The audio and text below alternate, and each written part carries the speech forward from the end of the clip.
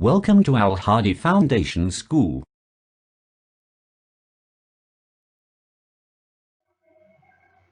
Bismillahirrahmanirrahim. Assalamu alaikum dear students.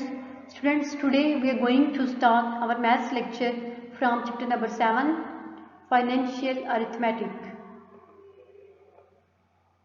Book page number 104, exercise 7D. And the question number 1 is fill in the blanks. Question number 1 देखें क्या है इसका, fill in the blanks, कि इन blanks को fill करें. तो number 1 क्या है, simple discount is a reduction on the blank price. कि simple discount जो है वो किस चीज़ की, कौन सी प्राइस को अगर हम कम करें तो वो सिंपल डिस्काउंट में आता है. कि सिंपल डिस्काउंट जो है वो किस प्राइस में रिडक्शन होती है. तो सिंपल डिस्काउंट जो है वो मार्क्ड प्राइस में रिडक्शन को सिंपल डिस्काउंट कहते हैं. तो यहाँ पे फर्स्ट ब्लैंक में आपके क्या आएगा, मार्क्ड प्राइस. ये आपने खुद फिल कर लेनी है अपनी बुक पे. क्या है कि simple discount is a reduction on the marked price. कि मार्क्ड प्राइस पे जो रिडक्शन होती है उसे सिंपल डिस्काउंट कहते हैं. नंबर 2 है staff salaries, electricity bills and transportation are examples of. कि जो स्टाफ सैलरीज होती हैं, इलेक्ट्रिसिटी बिल्स और ट्रांसपोर्टेशन के जितने भी एक्सपेंसेस होते हैं वो किसकी एग्जाम्पल्स हैं. तो ये सारी चीज़ें जो हैं ये ओवरहेड्स में आती हैं. तो ये किस चीज़ की एग्जाम्पल्स हुई, ओवरहेड्स की. तो सेकंड ब्लैंक में आपके पास आएगा ओवरहेड्स. आपने इस ब्लैंक को कुछ अपनी बुक में फिल कर लेना है लेड पेंसिल से, overhead. Next number 3, blank is the amount paid in addition to the principal. के कौन सी अमाउंट जो है वो हम प्रिंसिपल के साथ एडिशन, ठीक है, प्रिंसिपल की एडिशन में कौन सी अमाउंट पे की जाती है. तो क्या होता है, इंटरेस्ट. इंटरेस्ट जो है वो प्रिंसिपल के साथ अमाउंट, प्रिंसिपल में की अमाउंट के साथ अजाफी रकम होती है जो हम पे करते हैं या फिर हमें पे की जाती है.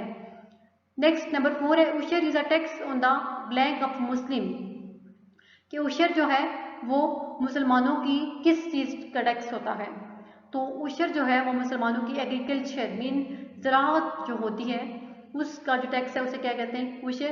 तो नंबर 4 ब्लैंक में जो आएगा वो होगा एग्रीकल्चर एसेट्स. यानी उशर जो है वो मुसलमानों की ज़राअत का टैक्स है.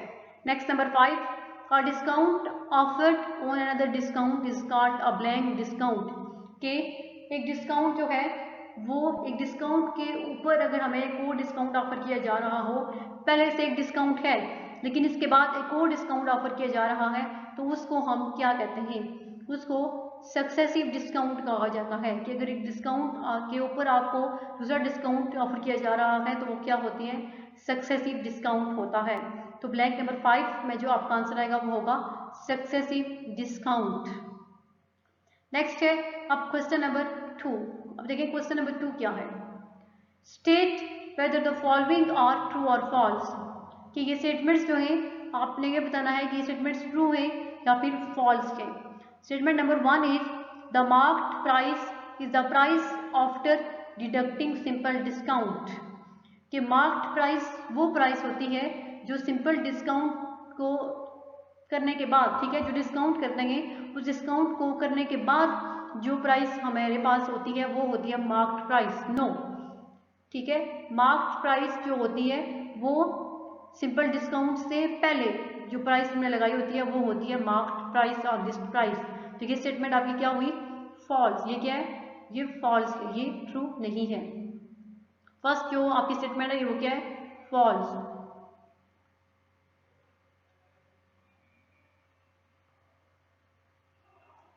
नेक्स्ट नंबर 2 है if the marked price is ₹200.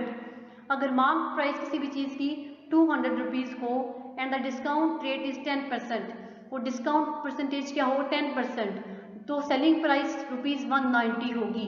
अगर मार्क्ड प्राइस जो है वो 120 रुपीज़ है, वो डिस्काउंट 10% है, तो सेलिंग प्राइस 190 रुपीज़ होगी. नो, सेलिंग प्राइस जो है वो 180 रुपीज़ होगी क्योंकि 200 का 10% 180 होता है, इसलिए ये 190 नहीं 180 होगा. ये भी आपका फॉल्स है. ये स्टेटमेंट भी आपकी सेकंड स्टेटमेंट भी फॉल्स हुई. नेक्स्ट नंबर 3 देखें, the cost of an item is not an overhead. कि किसी भी चीज़ की जो कीमत होती है वो ओवरहेड में नहीं आती। Yes, this statement is true, क्योंकि ओवरहेड्स में स्टाफ सैलरीज, इलेक्ट्रिसिटी और ट्रांसपोर्टेशन एक्सपेंसेस होते हैं, उसमें कॉस्ट इंक्लूड नहीं होती। तो ये स्टेटमेंट जो है वो आपकी ट्रू हुई, क्योंकि किसी भी चीज़ की कॉस्ट जो है वो ओवरहेड में नहीं होती। नेक्स्ट नंबर 4 है, if a women buys a rug for ₹10,000, ठीक है, कि अगर एक औरत जो है वो एक रग 10,000 रुपीज़ में खरीदती है और सेल्स इट फॉर ₹9,000, और उसको 9,000 रुपीज़ में वो सेल करती है, हर लॉस परसेंटेज, तो उनकी लॉस परसेंटेज जो होगी वो 10% होगी। यस, अगर रग की जो कॉस्ट प्राइस है वो 10,000 है और सेलिंग प्राइस 9,000 है, तो लॉस परसेंटेज जो है वो 10% ही होगी। ये स्टेटमेंट आपकी ट्रू है।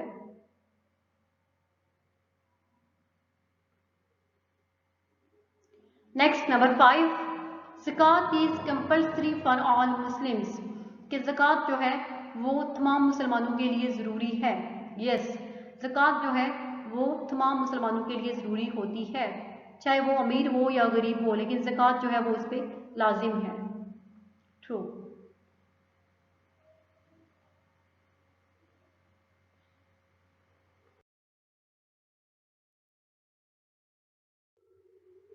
नेक्स्ट एक्सरसाइज 7 की book page number 104 and question number 3। Question number 3 देखें, find the interest in each of the following cases, कि ये आपके पास जितनी भी स्टेटमेंट्स गिवन है आपने इनमें इंटरेस्ट फाइंड करना है कि इनमें इंटरेस्ट क्या है। तो नंबर 1 देखिए, नंबर 1 क्या है, own ₹400 eight 5% per annum for 4 years, कि 400 रुपीज़ है, ठीक है, और जो रेट ऑफ इंटरेस्ट है वो 5% पर एनम है, और टाइम जो गिवन है वो है 4 ईयर्स। तो हमने इंटरेस्ट फाइंड करना होगा। सोल्यूशन देखिए, सोल्यूशन में सबसे पहले आप प्रिंसिपल क्या है हमारे पास, प्रिंसिपल फी, वो अमाउंट कितनी है, ₹400, ठीक है। रेट ऑफ इंटरेस्ट कितना है, कैपिटल आर किसके इक्वल है, 5%। टाइम इन ईयर्स, टाइम कितना है, ठीक है, टाइम हमेशा आपने ईयर्स में फाइंड करना है, टाइम ईयर्स में कितना है, 4 ईयर्स। नेक्स्ट है इंटरेस्ट, अब हमने इंटरेस्ट फाइंड करना है। तो इंटरेस्ट का जो फार्मूला है वो आप लोगों को पता है, हम पहले भी उसको पढ़ चुके हैं। तो interest means capital I is equal to P multiply R multiply T divided by 100। P principal, R rate of interest, T time in years, वो डिवाइड करना है उनको 100 से। तो capital I means interest is equal to principal कितना है, 400 rupees, rate of interest 5% and time जो है वो 4 ईयर्स डिवाइडेड बाय 100। जब हम इन 400 को मल्टीप्लाई करेंगे 5 से तो आंसर हमारे पास आएगा 2000। जब 2000 को 4 से मल्टीप्लाई करेंगे तो आंसर आएगा 8000। 8000 डिवाइडेड बाय 100, और जब हम 8000 को 100 से डिवाइड करेंगे तो आंसर हमारे पास आएगा 80। यहाँ पे 80 है, यहाँ पे 800 नहीं है, ये बाय मिस्टेक यहाँ पे एक जीरो एक्स्ट्रा लगा हुआ है, यहाँ पे जस्ट 80 ही आता है, ठीक है। तो आपके पास इंटरेस्ट क्या आया, interest ₹800। Next number 2, on ₹50 at 3 into 1 over 2% per annum for 7 years, ठीक है, कि कितने हैं 50 रुपीज़, और रेट ऑफ इंटरेस्ट क्या है 3 into 1 by 2% यानी 3.5%, और टाइम क्या है 7 ईयर्स। तो हमने इंटरेस्ट फाइंड करना है।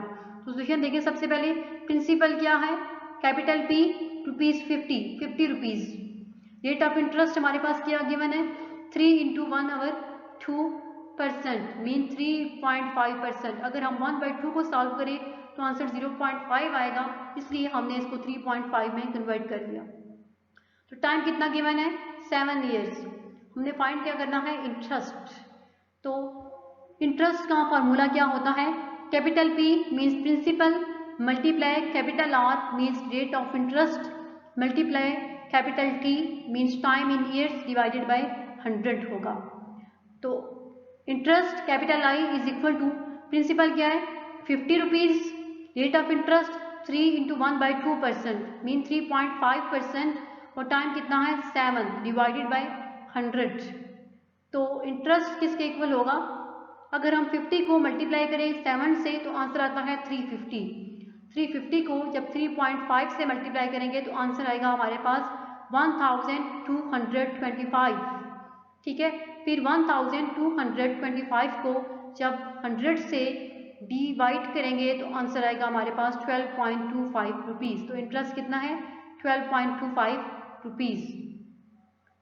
ठीक है, इंटरेस्ट कितना है 12.25 रुपीज़। नेक्स्ट पार्ट 3 है, देखिए पार्ट 3 क्या है, on ₹450 eight 4% per annum for 2 years, कि 450 रुपीज़ पे, ठीक है, रेट ऑफ इंटरेस्ट 4 ईयर्स है, सॉरी 4% है, टाइम 2 ईयर्स, कितना 2 ईयर्स एंड 9 मंथ्स, 2 साल और 9 महीने टाइम है, तो कितना इंटरेस्ट होगा।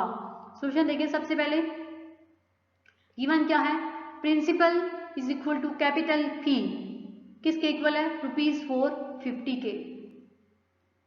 नेक्स्ट रेट ऑफ इंटरेस्ट क्या है, capital are 4% and time T, capital T जो है वो है 2 ईयर्स प्लस 9 मंथ्स। अब सबसे पहले इस टाइम को हमने ईयर्स में कन्वर्ट करना है, क्योंकि ये 2 ईयर्स एंड 9 मंथ्स है, तो 9 मंथ्स को भी हमने ईयर्स में कन्वर्ट करना होगा।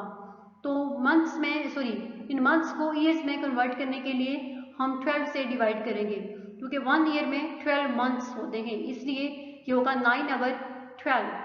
ठीक है, 9/12 जब होगा 3 के टेबल से अगर हम इनको सिंप्लीफाई करें तो आंसर आएगा 3/4, 2 ईयर्स प्लस 3/4।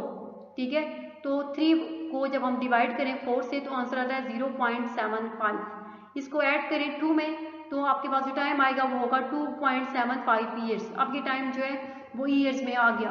ठीक है, याद रखना है कि आपने टाइम जो है वो ईयर्स में ही फाइंड करना होगा, क्योंकि अगर ईयर्स में आप उसको फाइंड नहीं करेंगे तो वो आपका आंसर गलत होगा, करेक्ट नहीं आएगा। तो हमने इंटरेस्ट फाइंड करना है।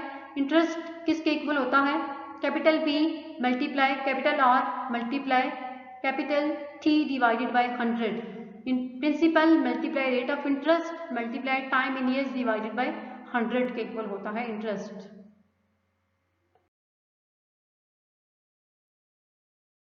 तो देखिए इंटरेस्ट किसके इक्वल होगा, प्रिंसिपल हमारे पास क्या है 450 रुपीज़।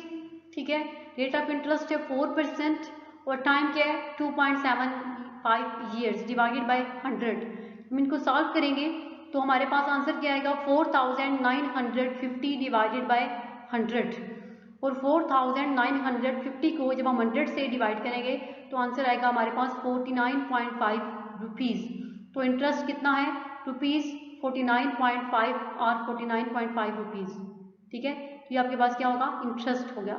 ये हमने क्वेश्चन नंबर 3 जो है वो एक्सरसाइज 7D का सॉल्व कर लिया। इसके तीनों पार्ट्स में हमने जस्ट सिंपल इंटरेस्ट फाइंड करना था by using formula of interest.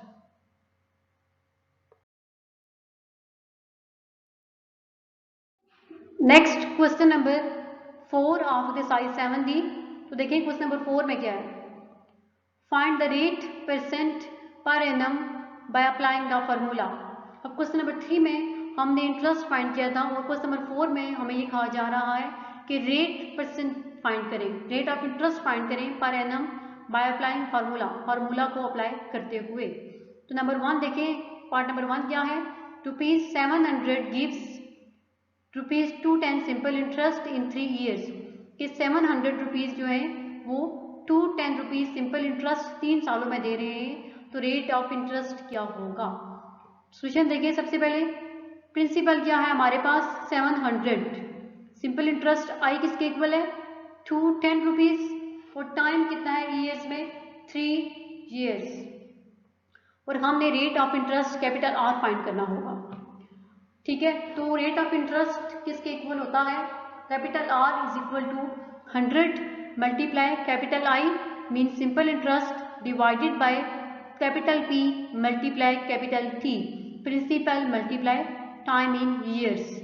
तो capital R means rate of interest is equal to 100 multiply in simple interest क्या है 210 डिवाइडेड बाय प्रिंसिपल हमारे पास है 700 और टाइम इन ईयर्स है 3 ईयर्स। जब हम मल्टीप्लाई करेंगे 210 को 100 से तो आंसर आएगा 21,000, और जब हम 700 को 3 से मल्टीप्लाई करेंगे तो आंसर आएगा 2100। ठीक है, फिर अगर हम 21,000 को 2100 से डिवाइड करें तो आंसर हमारे पास आता है 10। तो रेट ऑफ इंटरेस्ट जो हमने फाइंड किया है वो कितना है, 10%। नेक्स्ट पार्ट नंबर 2 देखें। पार्ट नंबर 2 क्या है, ₹1200 gives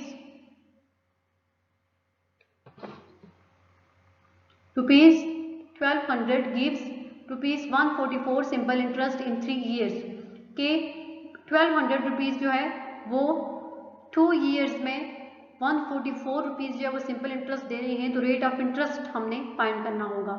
तो सोल्यूशन देखिए, सबसे पहले सोल्यूशन में प्रिंसिपल गिवन है वो क्या है, कैपिटल P किसके इक्वल होगा, 1200 रुपीज़ के।